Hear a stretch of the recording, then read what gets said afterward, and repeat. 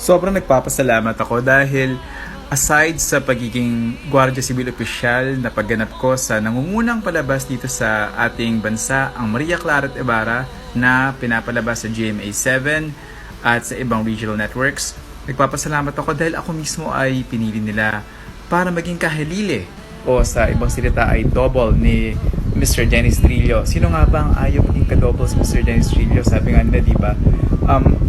Intention is practice, practice is manifestation. Kung ka-double ka, naku, one step closer na. So, naging excited ako na sinabi lang, ikaw ang gaganap na double na Simon pag wala si Mr. Dennis Trillo. At oo nga, naging magandang aking experience dahil nakapagbihis ako ng mismong damit ni Simon or Dennis Trillo. Kaya salamat talaga GMA, salamat MCI, and tuloy-tuloy lang ang pagsuporta niyo sa palabas at sa mga aktor na nangangarap